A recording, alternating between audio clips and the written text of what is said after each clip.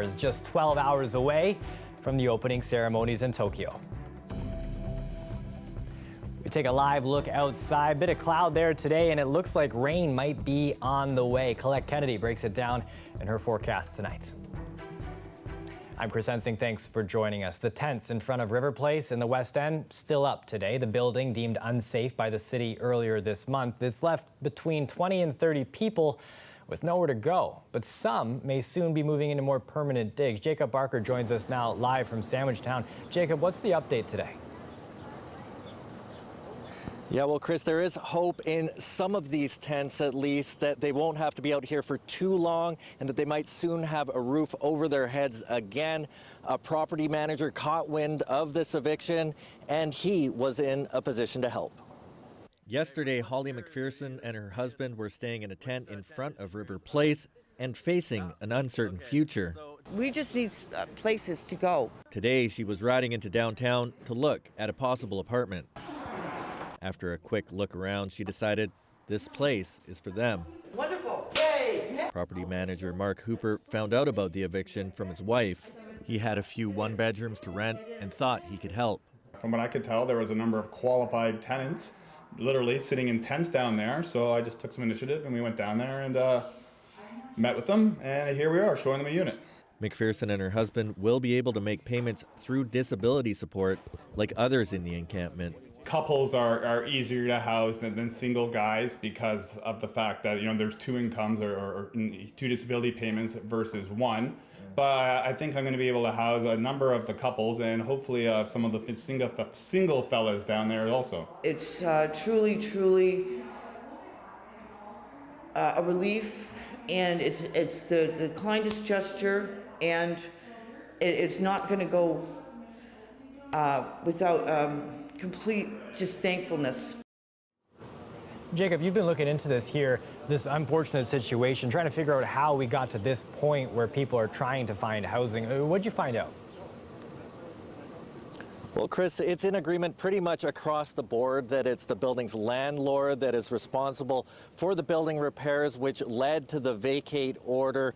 But people are also looking about just how this situation got to where it is today, and they're raising questions about it. So I'll tell you a little bit. Last year, a group of people who had been staying in tents in a ravine downtown were removed by the city. They were moved here with the help of some local advocates. Since then, the owner of the building told the CBC that a number of people were squatting in the building on a daily basis and that there was theft and damage. Of course, hindsight is 2020, but seeing how this turned out, some say more thought needed to be put into how this would work from the get-go. What we do know, and this is proving this time and time again, is that there are well-intentioned groups of people out there who want to help, but homelessness is an issue that is very complex, and we can't strictly rely on the benevolence of groups of well-intentioned folks who don't have the resources that are needed to support people in a wholesome and comprehensive way. Now, I did speak to one of the advocates who did help set things up here in the beginning, and she said that there were peer supports and other workers in place at the beginning, but early this year they were actually asked to leave. She also expected that the building would do more to have security in place and that the city would do more. We have been there when the city was not there. The city went down to, the truth has to be told now. The city had sent social workers down there. Yes, some of them were very, very wonderful, but they went down with a piece of paper with a photocopy of the mission address and the Salvation Army address. They know where the mission is.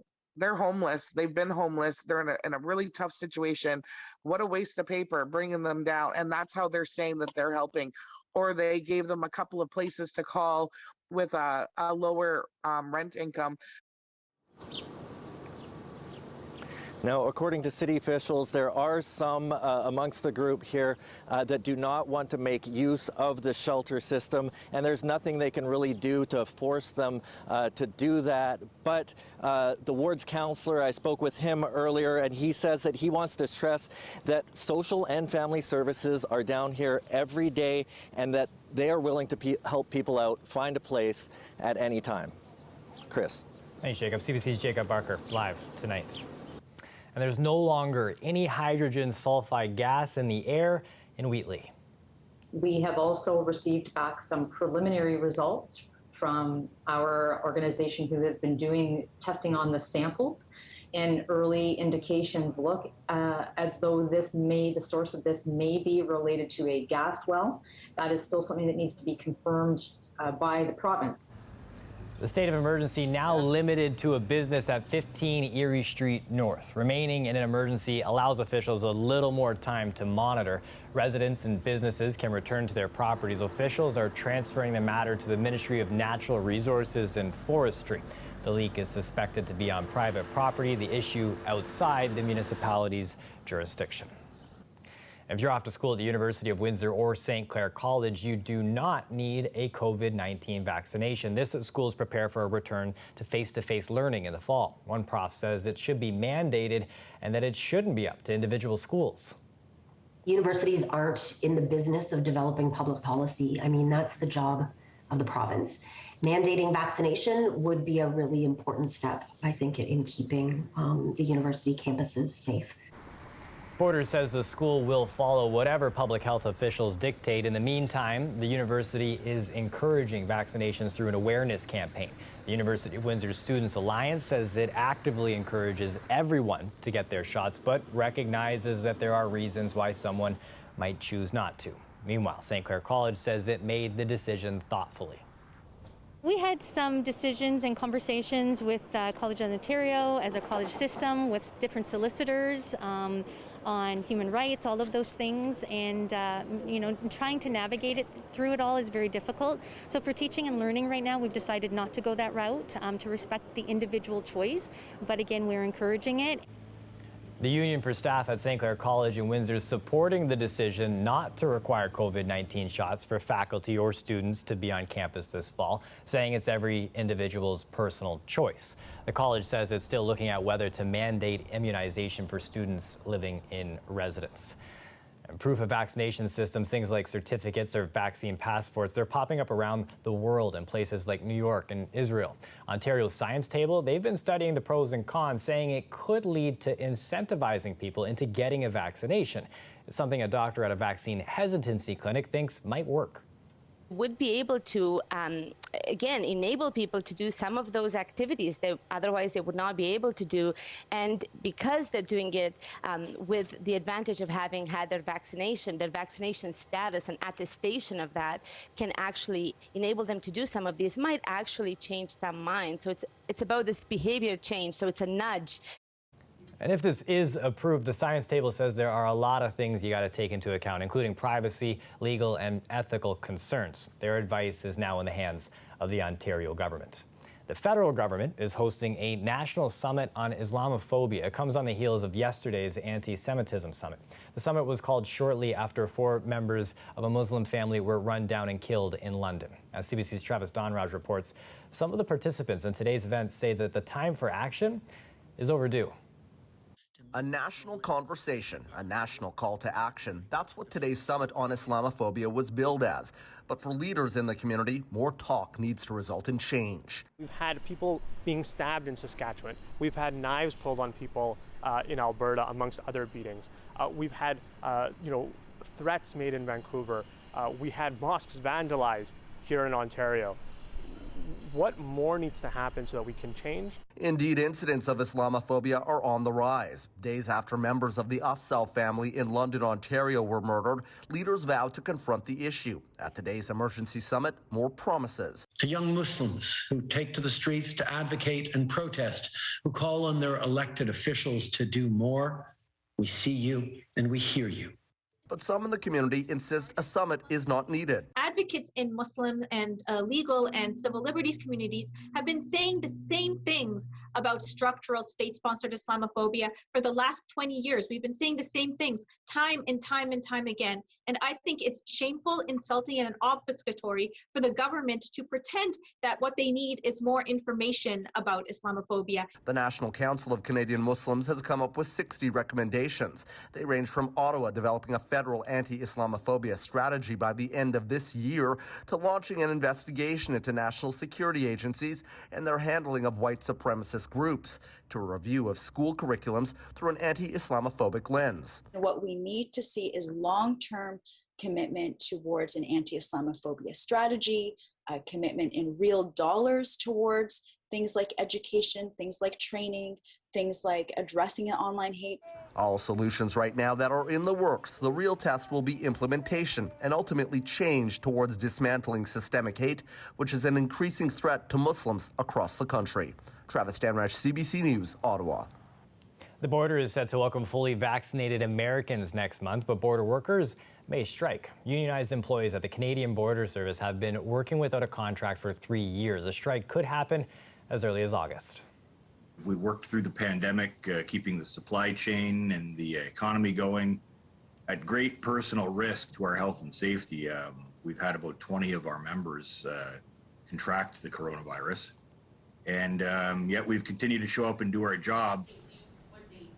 Border workers are an essential service. Turner expects they will take job action rather than a strike. He says that would include slowing down commercial vehicles, refusing to collect duties and taxes.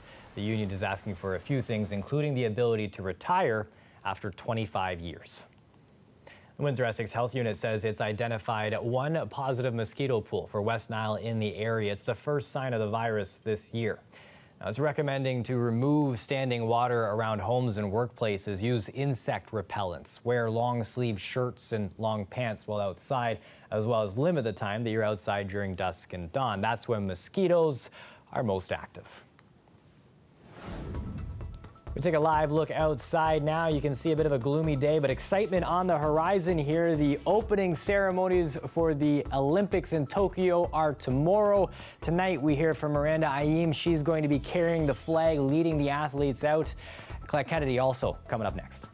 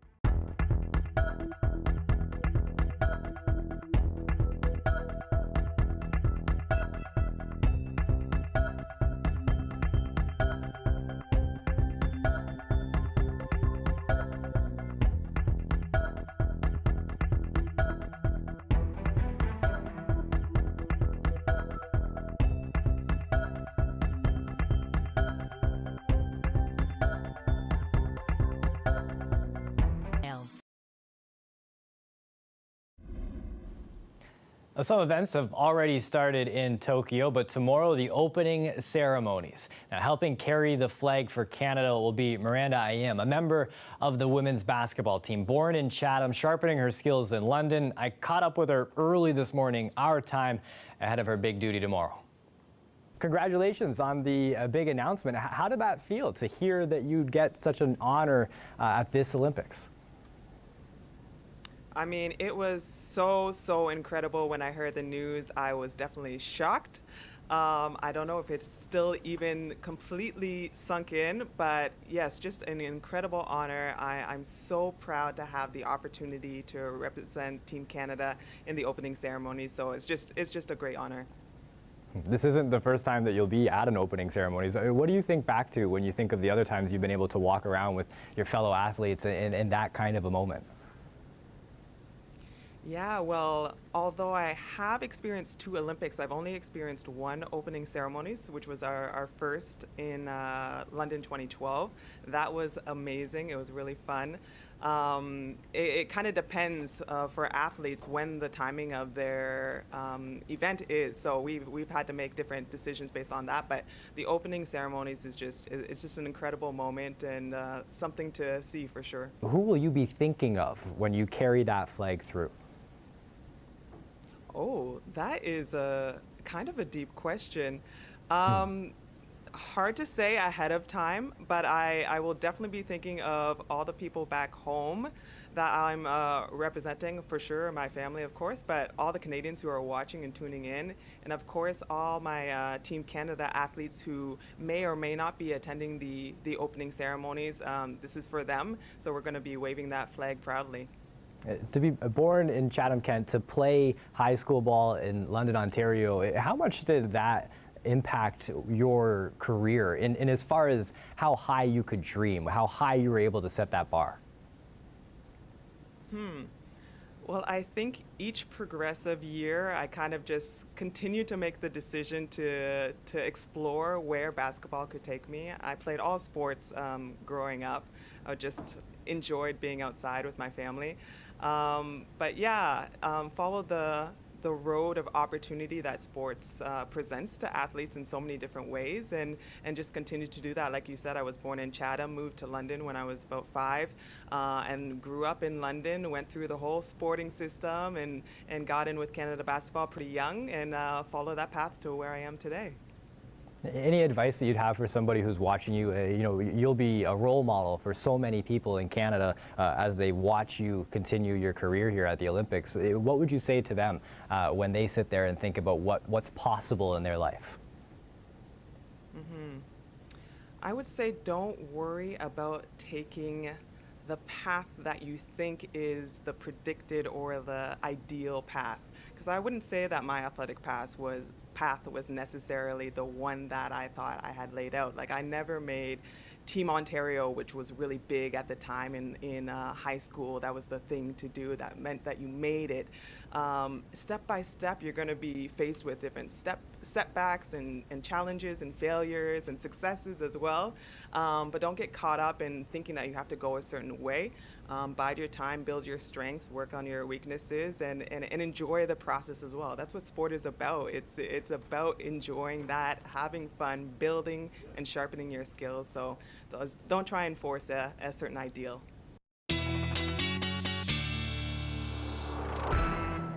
Now, the opening ceremony is live tomorrow at 6:30 in the morning. Colette, a little bit of trivia here for you, bud. I used to actually go to the same high school as Miranda. I watched her play while I was in grade 9. She was in grade 12. Inspired me to get out of sports because I could never be what she is. She is a leader, right? Absolutely. I mean, oh, wow. And how lucky for you that you got to see her in her younger days playing. But wow, when you listen to that advice, it's really compelling. A lot of times, advice is just kind of canned, like, oh, try your best or whatever. Boy, she's well-spoken. And that was some excellent words there. Okay, let's get to your weather, shall we? We do have some scattered showers. I put in the AM. There's actually a chance in the afternoon. They're pretty widely scattered, but it's kind of this hit and miss thing. In fact, the next few days, even into Sunday, we're going to be seeing this kind of a situation. So it's not rain all the time, There are a few times, though, when we're going to have that greater chance of getting into some wet weather, and that's what I'm here for, to kind of walk you through that.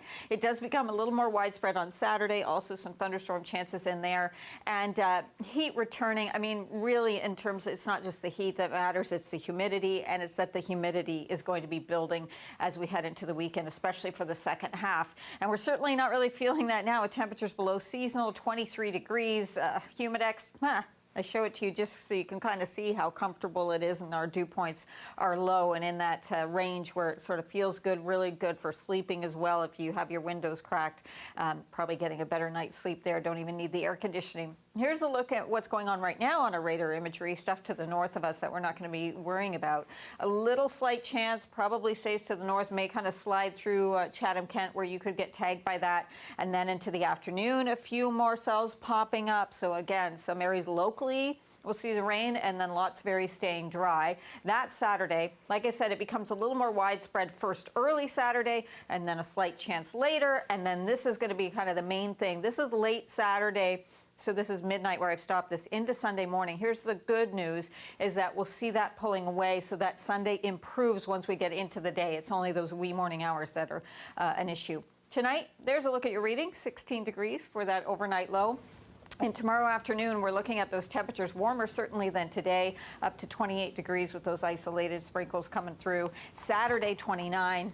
I mentioned the humidity, and look at the temperatures go along with that. Sunday, Monday, Tuesday, going to be feeling close to 40 at times, Chris. Wow, oof, not bad at all. Sunscreen, going to bring that back out. Yeah, yes, you will need it. That's the way. Thanks for this clip. You're welcome. The Canadian Historical Aircraft Association has landed a new name. We'll share that with you next.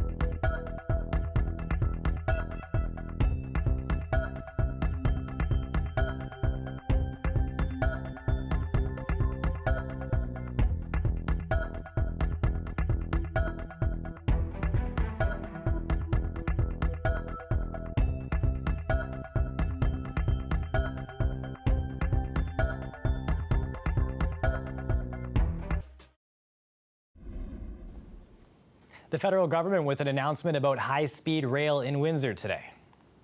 Well, there's no concrete timelines right now, but the government, this is the first time that the federal government is stepping forward with that commitment to improve rail travel in southwestern Ontario. So this is good news. The Minister of Transportation also in London yesterday announcing the goal to improve service. The Windsor to Toronto corridor would be part of its Phase 2 plan.